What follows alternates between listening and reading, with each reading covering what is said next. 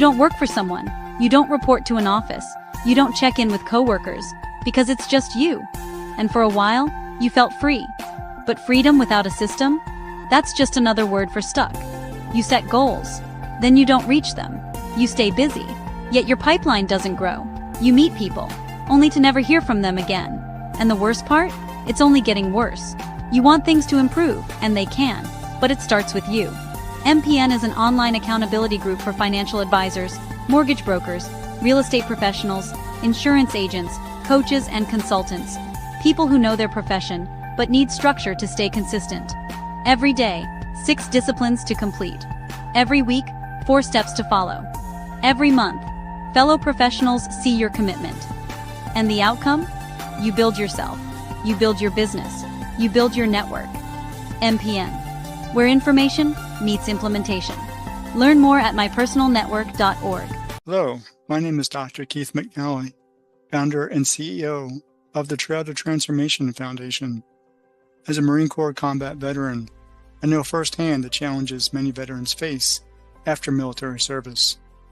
That's why I founded the Trail to Transformation Foundation, to help veterans find renewed purpose through education, community, and nature-based experiences. To support our mission, please visit givebutter.com/T3Mission.org. Thank you for your support.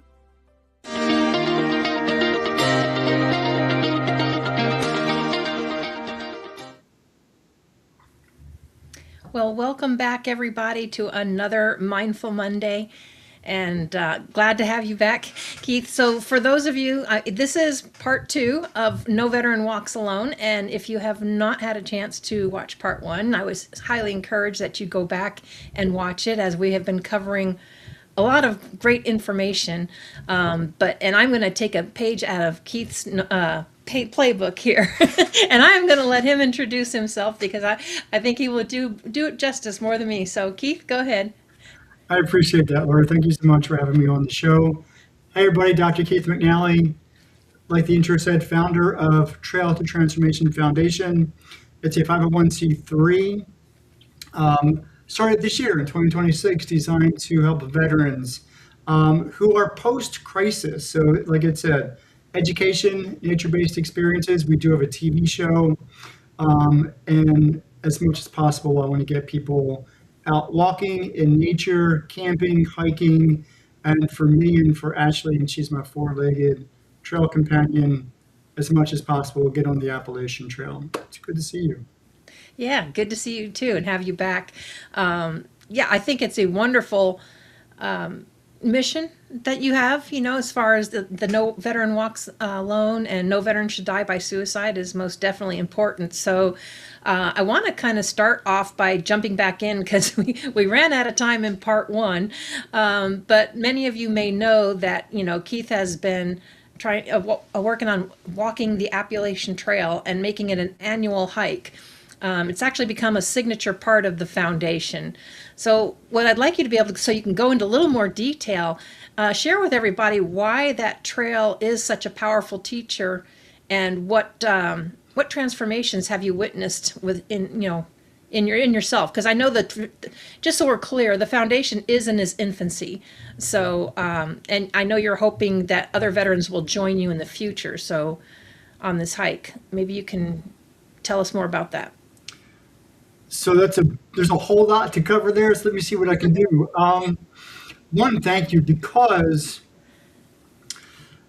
the Appalachian Trail has become meaningful to me. So I literally, if you were to ask me 5 years ago, what was it or where was it and anything about it, I would give you a deer in the headlights. Look, I have no idea.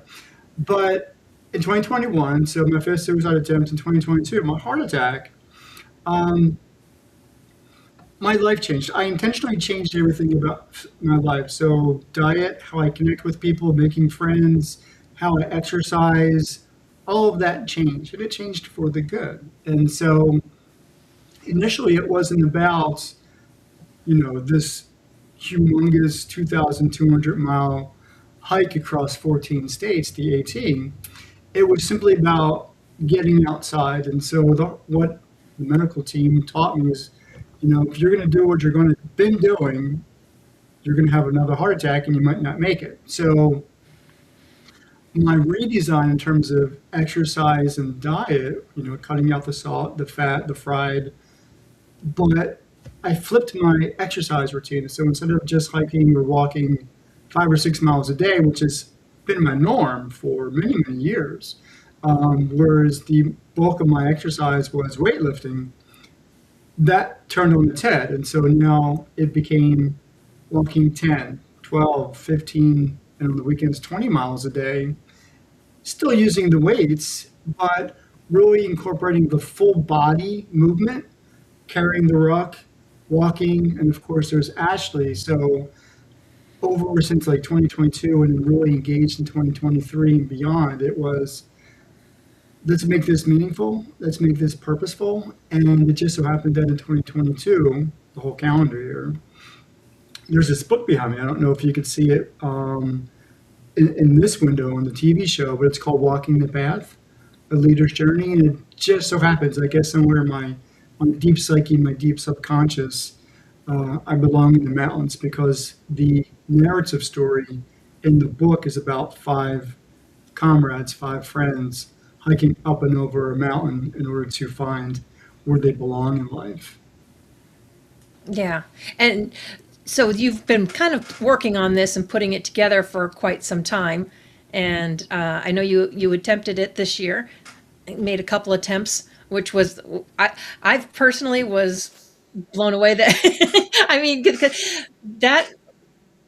that's hard to put into words, but because I've done camping, I've done hiking, but to be out there on your own, like, in the dark, there was just so many things that could happen. I admire you for, what you have done. And I know you did a lot of prepping with Chat GPT, and it's great that gets you so far, but it's kind of doesn't quite bring it to reality, really, right? When Yeah. there, reality kind of teaches you some more lessons. And I know Ashley is a new addition for you. So those are all great new experiences. You want to touch a little bit about on how that went? Yeah, yeah. So you're right. Once I started thinking about, let's make this purposeful, going through 2023, I thought about, well, literally, just like, what mountain range is near me? And I'm here in Virginia, Eastern Virginia, so Virginia Beach, Southeastern Virginia. So sea level, I'm on sea level. There is Shenandoah National Park, and the AT walks through that. So I started learning about what the Appalachian Trail really is and how people go about hiking it. So it's something called a through hike, and a through hike is a certification. So if you do the entire, which is currently, as of today's recording date, 2,197.9. I hope I got that right. It's in that range from Springer Mountain, Georgia, starting point, to Mount Katahdin, which is in Maine. 14 states, all that, that complete trek. If you do that in a window of 12 months, you get the certification. So it's in the original trek was about 2,000 miles. So you're considered a 2,000 miler. That's what's going to be on the certification. Many people start at Miqualola Falls, which is not necessarily the starting point, but it's where you would register. Now you could do one of two things. You could climb up Miqualola Falls, which is a heck of a climb. But it adds 8.5, according to their statistics, 8.5 more miles to the journey. So it's just another day. You don't have to climb the Miqualola Falls. You could register and then drive up and then walk a bit, and then you're at, Springer Mountain. For me and Ashley, and so Ashley is like I said, my 4-legged trail companion. Gosh, I'm going to get to her in just a bit. You talked about how do you learn how to hike the AT? So I did have many conversations with ChatGPT. I do not recommend it. ChatGPT is ignorant and has no clue as to really what this is all about. It's going to it's going to extract content from the internet, but it's not going to help you get up and over the AT. There are specific books. Lots of people have written about it, but the Appalachian Trail Conservancy prints out a new one every year. It literally guides you across all 2,200 miles from start to finish, including the Amicalola Falls section. So every gap, every height, elevation changes, nearby towns, and everything that you would literally need to know logistically to plan the hike. But a friend of mine said, the only way you're going to get to learn how to hike the AT is, like you said, is by hiking the AT, right? Is to do it. Is to actually do it. So learn anything, because it's not just I'm not just reading a book and I'm applying things for real. So the preparation had always been, up until going out there this year, was do a daily 10 and I'm talking with Ashley. So when I got Ashley, well, let's talk about her now. Because I wanted to talk about how I got her, because that's a whole miracle in itself, and I may have to come back to that.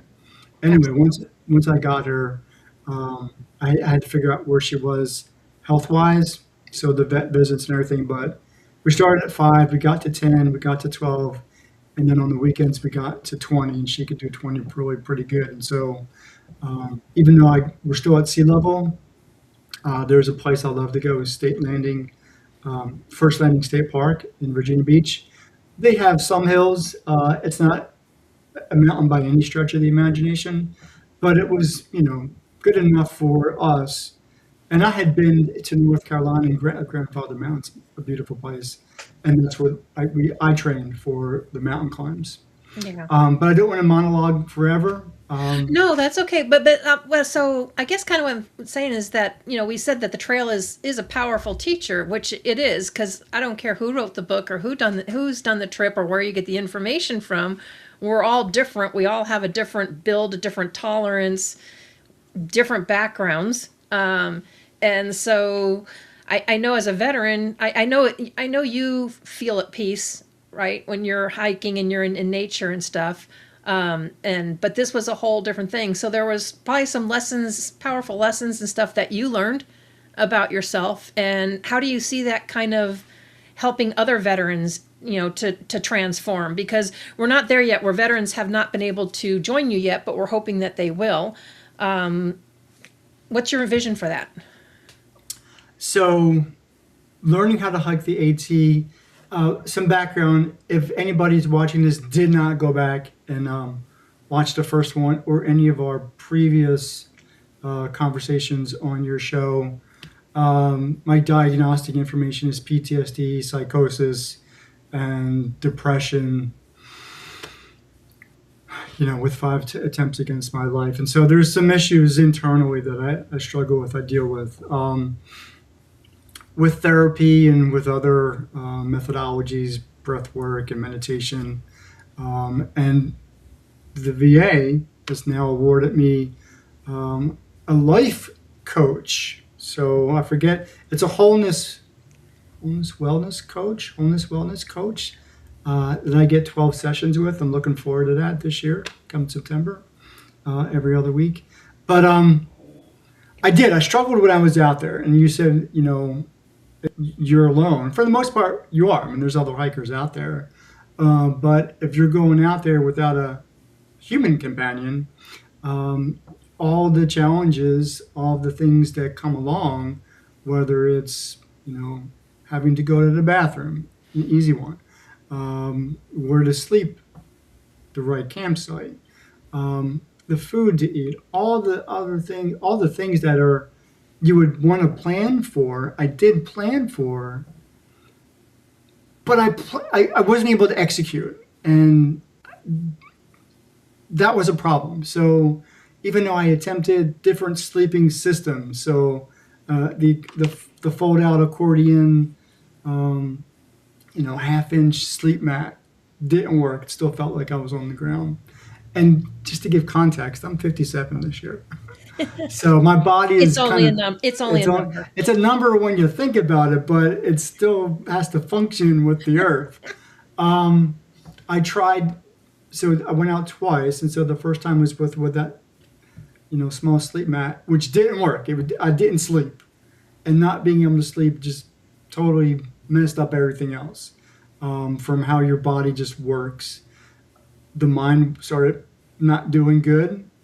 The body wasn't adjusting well, and trying to do another 15 miles without sleep, it didn't happen. It would have been difficult. It didn't happen for me. Using an outdoor bathroom, they call them pivies. Not the best experience. So, okay. So you can only imagine what that would look like. And then, I'm trying to figure out how much food supply I would really need. So again, not knowing, you don't know what you don't know. The first go around, I planned to carry 7 days worth of food. Now, anybody's watching this and has hiked the AT, that's not what you do. There are enough town stops in the different gaps along the way for the first week that you don't have to do that. But again, not knowing how to logistically plan for that, I do now. Mm-hmm. I just don't know. And so, if you know anything about camping, hiking, or backpacking, you could pack your backpack and be 20 pounds and you'd be good. You could have all your lightweight gear, including sleeping bag, tent, all the things that you need. Where the weight comes in is food and water. Now, and that's significant. So that can easily add another 10, possibly 20 pounds. And anybody telling you if you're going to hike the Appalachian Trail, you're not going, you're maxing at 30 pounds, and that's a lot. Only because of the way the mountains are steep. Some of those, the 45, 50, 55 degree slopes, that's work on your quads and your hamstrings and everything else. That's tough. Yeah. Yeah. Yeah. So you have to, so now that I know that, I can kind of plan better. But those were the real learning lessons going, the first two times out was, because I felt great, going, I could do 20 miles. We could do 25 miles in a day. Now it's an 8-hour day. It's a long day. It's a 9-hour day. And I get it. It's roughly sea level. Still, like different when you're going up. Well, 22, 23, it's still a workout. Yeah. But yeah, it is different when you're going up and down mountains. But I felt good. I felt strong. I felt prepared for what I thought was going to be a good experience. It just didn't turn out to be a good experience. Well, I don't know that was necessarily a bad experience. It didn't go as you planned, but as you said, you learned from it, and now you know how to prepare so that you can go back even stronger next year. Mm-hmm. And so, and that's the goal. So that very much is the goal. There has to be some changes. What I am looking for a couple miracles here. I purchased a truck. A 2001 Ford F-350 dually. It's got to carry a camper because I can't sleep. I literally can't sleep on the ground. Now I'm going to try. Ashley and I are going to go out camping once the weather cools off here. It's been really hot this spring and the summer, and we're 90 degrees and better. So once it kind of cools off, we are going to go camping again. I've purchased some foam mats, 1.5 inch to 2 inches. They're significantly 4 to 6 pounds each, so it is a weight that I have to kind of logistically figure out how to carry. But first, I need to be able to sleep on it because I may still need to sleep out there in the mountains from time to time. But having a logistical vehicle where I could go potty, where I could use the bathroom, right?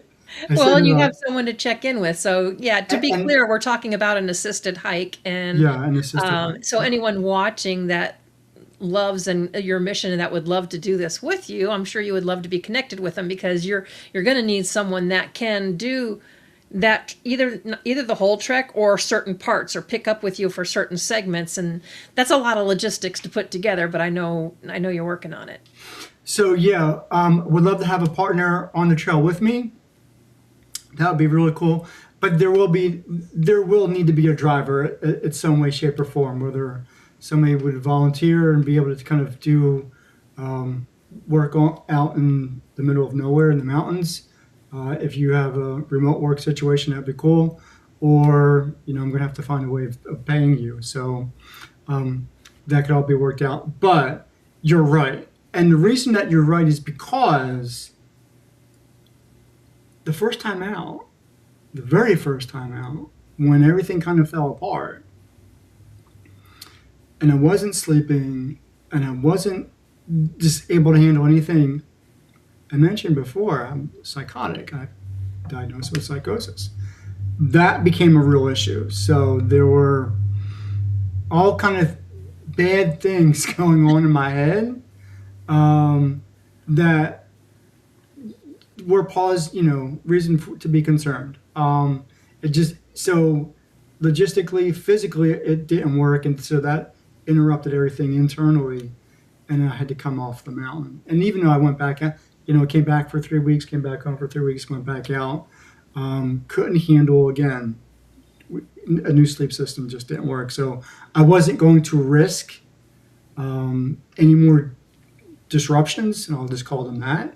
So I came back home again, and this was back in April of this year, 2026. So I've been really planning, how is this going to work, and if it, what do I need, what do Ashley and I need to do the 2,200 miles, and we do need somebody to kind of do a check-in. So, and it actually feels good. You call it a supported hike, but it actually feels good. Like when I, go hiking here or on the weekends. And, our friendship is enough where I can say, hey, Ashley and I did 12 miles. We did 15 miles. We did 20 miles. I haven't done a 20 mile in a while. And you're there, as always, just kind of giving me that, that support. And that feels good. Even if somebody's out there saying, if today's a day of rest day, or today's, like today was a 12-mile day. And, it just feels good to know somebody's out there kind of cheering you on. Well, I'm glad I can help, and I look forward to following this along, and I'm sure we'll have you back on too to update us when we get closer to next year's hike. So we can go back to the foundation, because I really want to let people know about your foundation that you've created, because I think it's an incredible thing, and it is a new foundation that you're building. So for someone watching who may be struggling after military service but feels, say, isolated or reluctant to ask for help, what would you want them to know about taking the first step toward the foundation? So you're right. Right now, we are in the building process. And so fundamentally, the goal is to have 3 pillars or 3 major programs within the foundation. One of them is our education and wellness program. One is our nature-based experiences. And the other one is an annual summit where we engage with the community and provide education and workshops for local communities once a year to kind of really dive deep into how the community can support veterans, whether it's a veteran-focused community like where I live here in Hampton Roads or not. Still, veterans are all over the place. But more directly to your point, at this point, if you just need somebody to talk to, because none of the programs except for the TV show is actually, running right now. So nothing else is out there.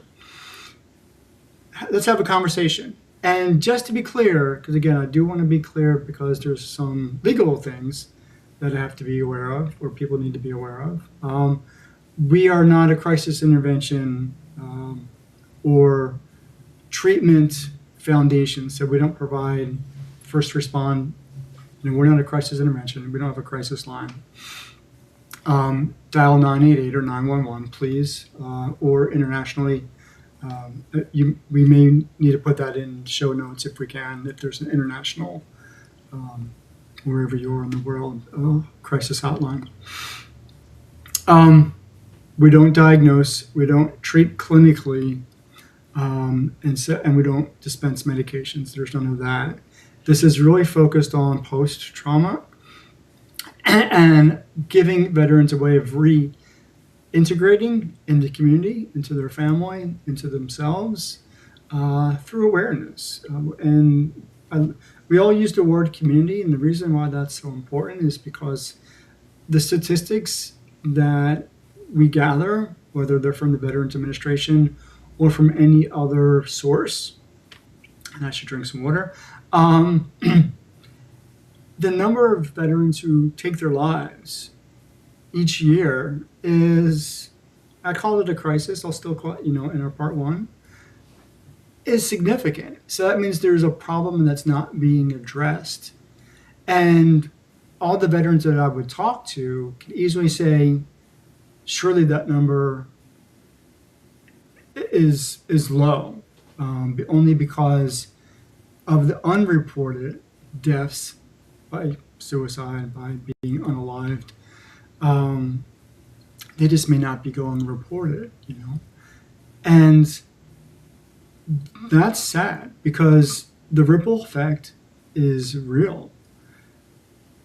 Son or daughter whose father or mother, dies in this way, or brother, sister, right? Or a community member. And I gave some examples in our part one, but it just doesn't stop with the individual. And it may never stop. There's always a ripple effect to and it may never stop Like because a friend of mine up in Eastern Shore, when he was a teenager, 14, 15 years old, and his dad took his own life. He held on to that anger for years, well into his adult life. And even if you're in treatment, sometimes it's such an emotion that it's hard to let go. And we just need to be able to help people feel normal about that. They're allowed to feel their emotions and their feelings, but we need to teach them to let go. Now, a lot of that's going to be done clinically. Right. But when we share our experiences, like you give people on your TV show an opportunity to share their story. And a lot of these TV shows on E360 TV and a lot of podcasts, have the same format as when we share that story and we connect with the other individual, whether vicariously or directly, that's a powerful thing. I love the image that you sent me, you created with your ChatGPT virtual assistant. A bunch of guys sitting around a campfire. And that would be like the epitome of the storytelling metaphor. Guys sitting around, just sharing, becoming vulnerable, sharing, and understanding each other without judgment. And it's incredible. Yeah, I think that's always a big part for me is the without judgment, because we get plenty of that from everybody else, even if it's sometimes well-intentioned. They're not you, they're not in your they're not in your skin, they don't know what that's like. So really they can't understand. Maybe if they've had something similar, they might be able to relate, but they can't understand because they're not you. But I'm kind of glad you brought the families up, because it's not just the veterans. Families often walk through the challenges of PTSD and transition right alongside veterans.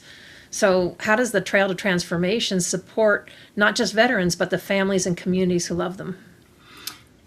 We want to be able to do that. And so one of the things that's important for me as I kind of spearhead this initiative is to talk with families and provide educational resources to say, okay, what's available in my neighborhood or local churches or the community or within my state. And what I really want to be able to do is get people involved. How do I do that? Well, one of the things I wanted people to do is have people walk with me. Get the foundation to a point where people can experience the outdoors, whether it's on the Appalachian Trail or not. Either way, whatever you're into, but locally. And for me, I always go back to First Landing State Park. What if, a couple of veterans, their family members, go on a couple miles? So I love the state park, and I always say it because there's a main trail, Cape Henry Trail, goes 6 miles in, 6 miles out, 12 miles. That could be a lot for somebody, but there's a lot to see there. So there's Broad Bay. There are, and from different positions, the trail has interlocking trails. It's easily go 20 to 25 miles. There's tours there, usually torn in the beginning of the year. Lots of wildlife there. There's even a squirrel, and I haven't seen the squirrel. And the reason this is important is because I always forget. I have to go back to the website. It's white. It's a white squirrel. And I asked the park ranger. She said it's not an albino squirrel. She gave it another name, and I can't for the life of me think of it. I do have a video of it. It's on my phone. I need to upload it to my YouTube. And it also has camping areas. But this is just one of, and I say Virginia because it's where I am, one of many state parks where any number of adventures. There's caves in the western part of western part of the state. There's all kind of hiking trails. There's national forests, national parks. What I want to be able to do, because this is where the transformation happened to me, is being outside.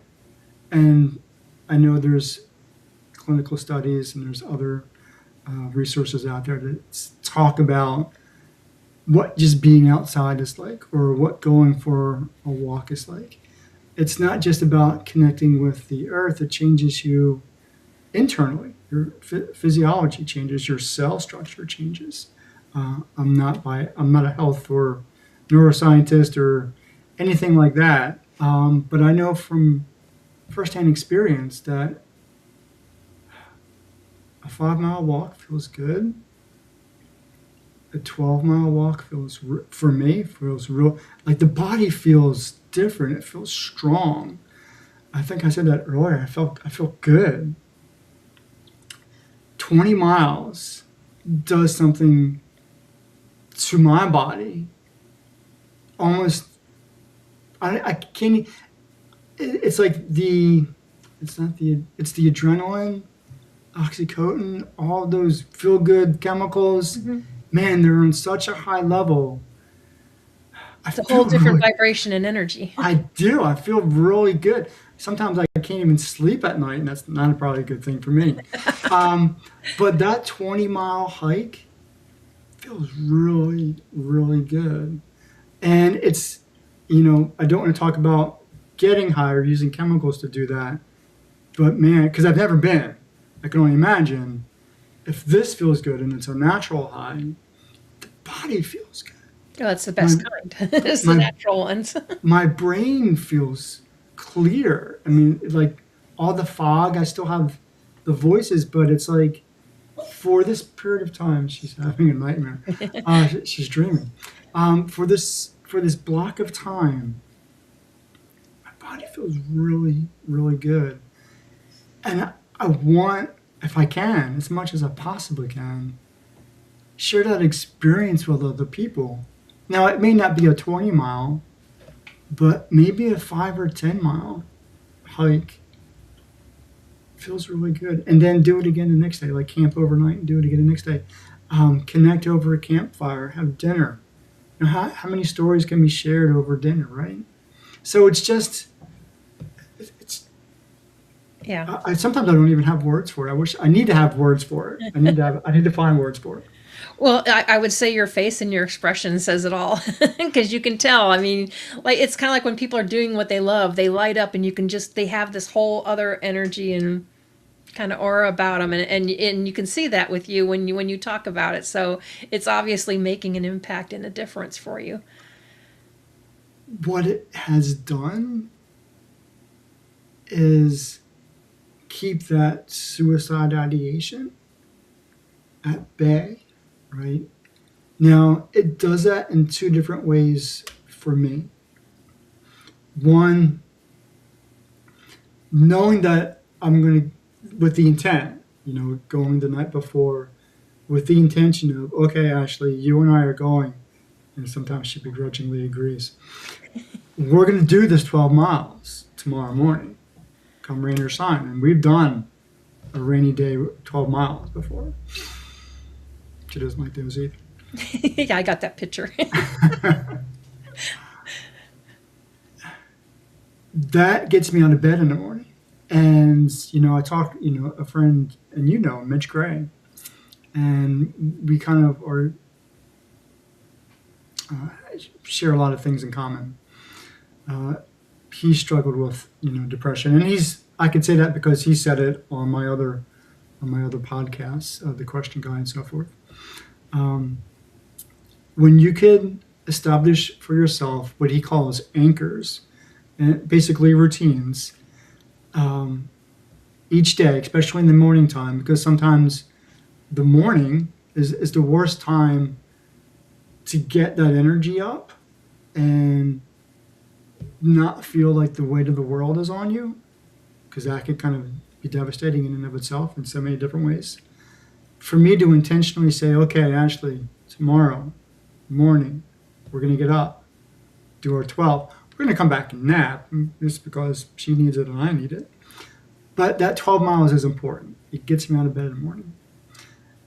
When I was planning for the AT, even though people said you shouldn't focus on it, planning for that, the planning itself was therapeutic for me.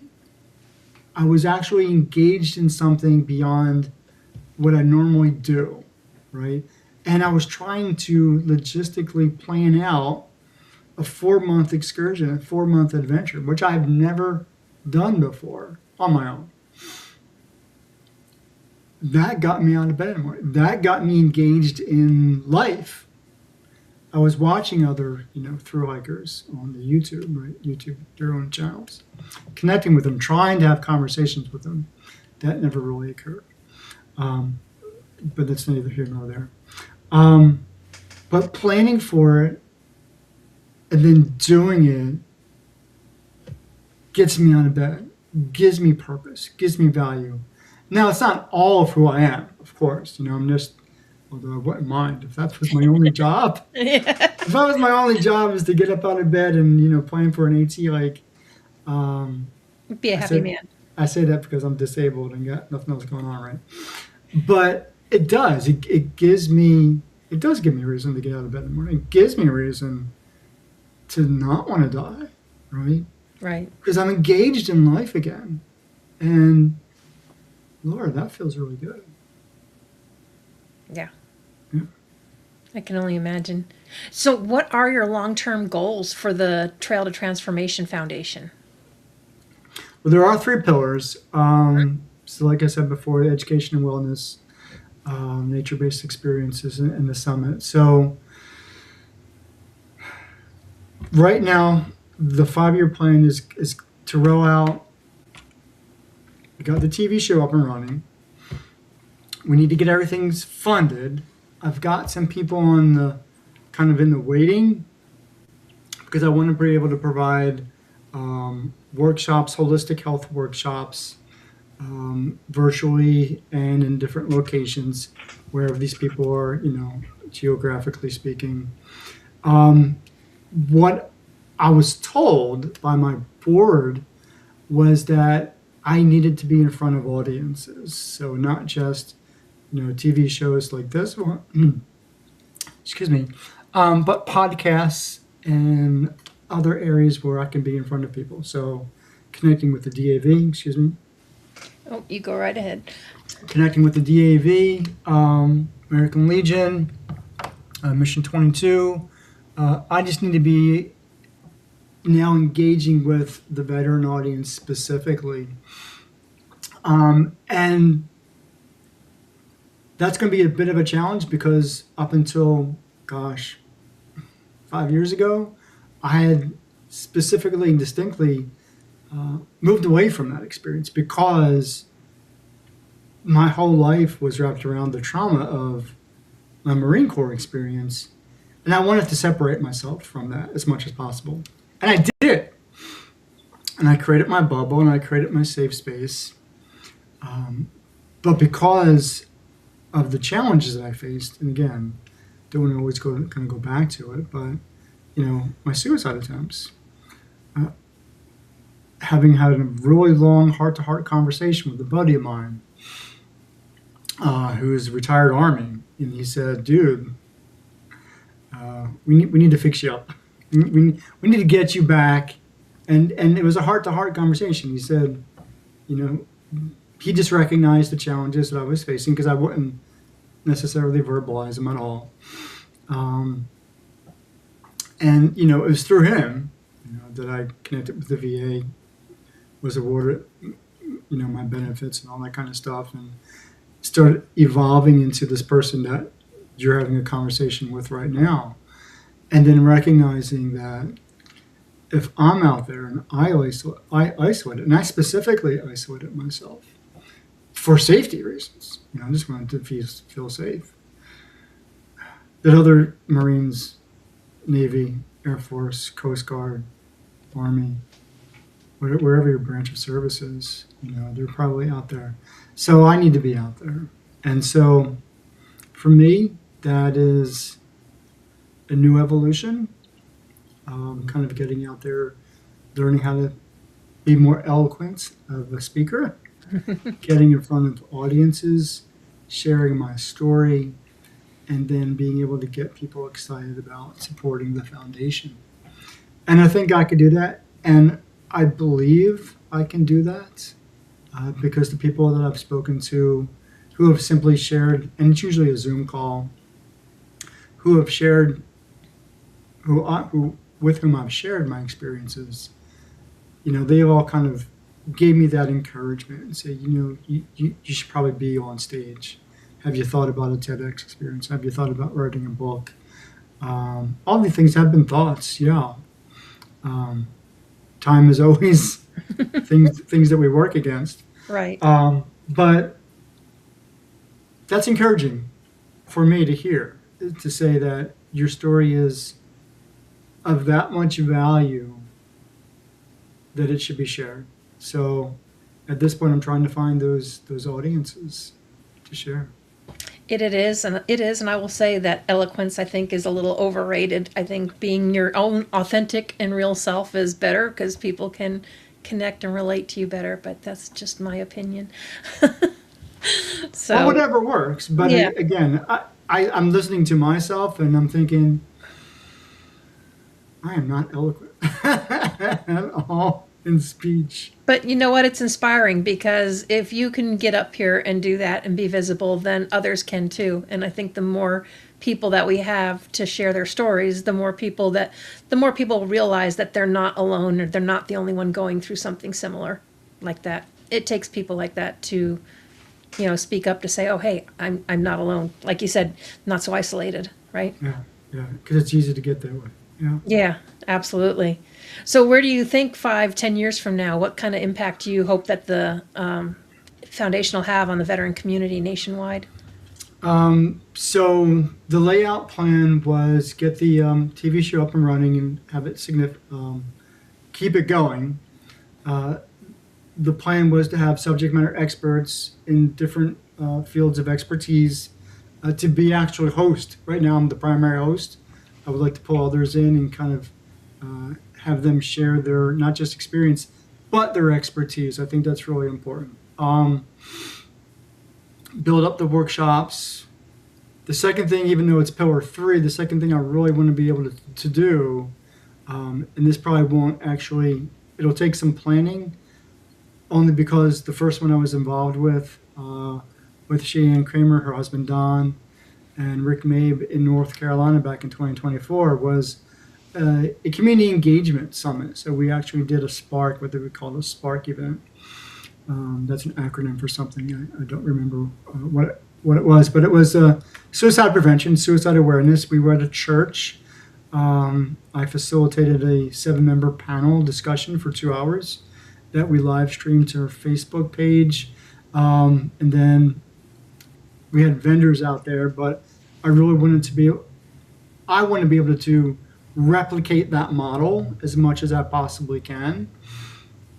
Because for me, the community engagement, the community involvement, without that, we're always going to have a statistic. We will always have a statistic because people will ignore it, people will shun it, people will be, and I'm talking about the S word, people will be embarrassed by it. Like, we don't want to talk about that. We need to be able to talk about it. There needs to be readily available crisis services locally, and then post-crisis services locally. So I know the VA, and again, 988, and for veterans who are connected with the Veterans Administration, if you give them a call, if you go to the website, that's top banner. You know, if you're in crisis, you know, call, dial, do this. That's not always top of mind for veterans who are in crisis.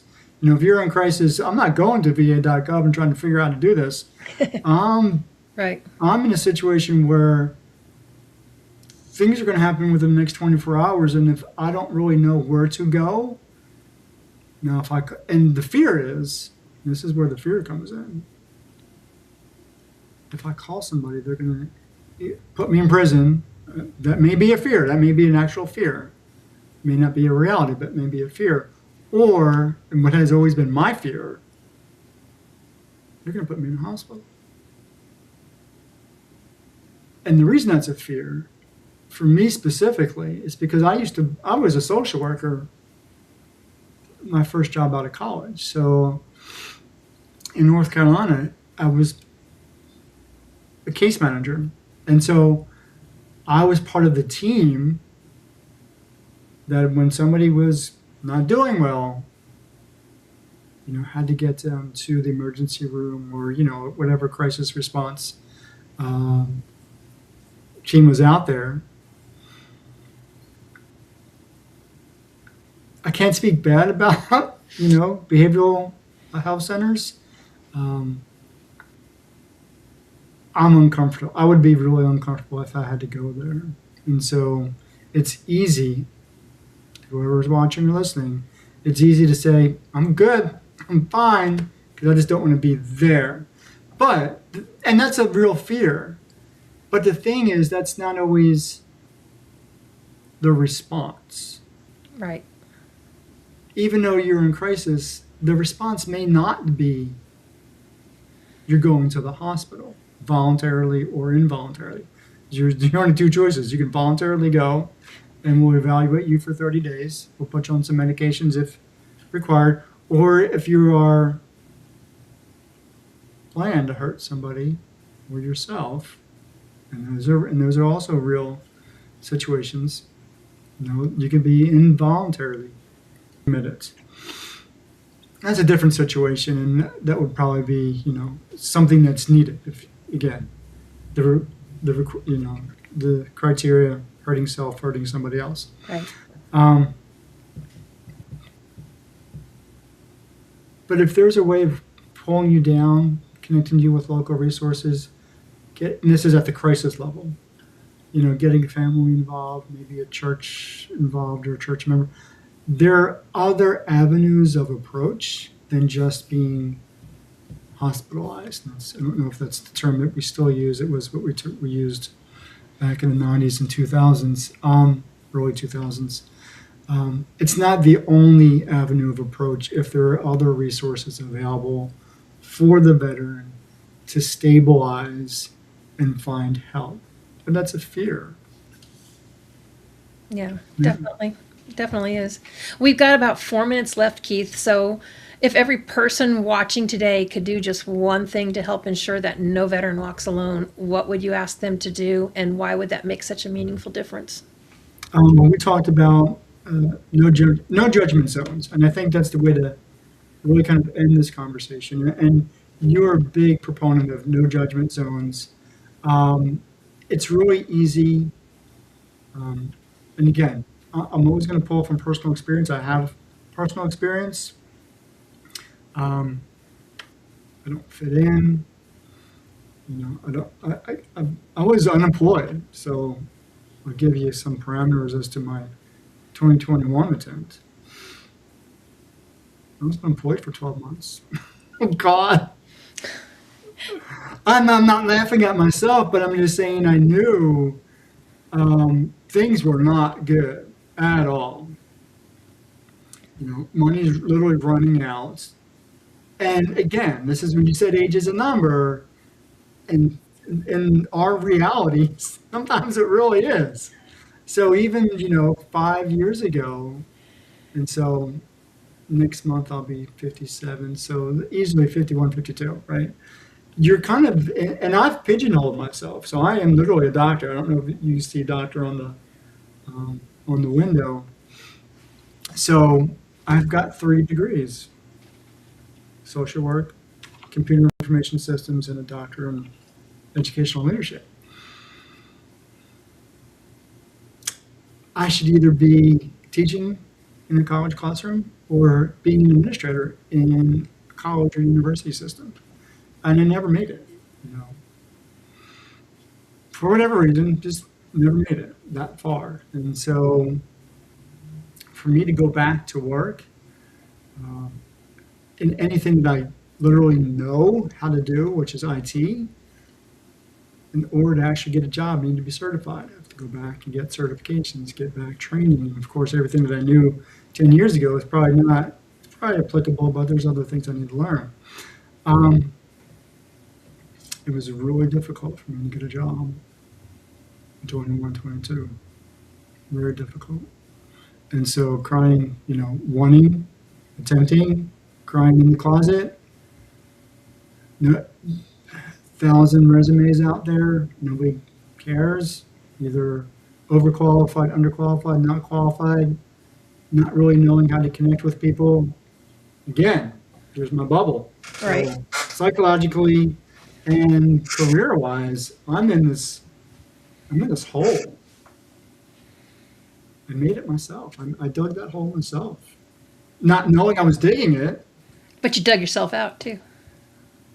I dug myself out, and I had this conversation with Candace Snyder. I dug out, and we may have to come back, because this is really important. And this doesn't necessarily address to the foundation. I gave up. I gave up. If I lose everything, and again, I've got a daughter.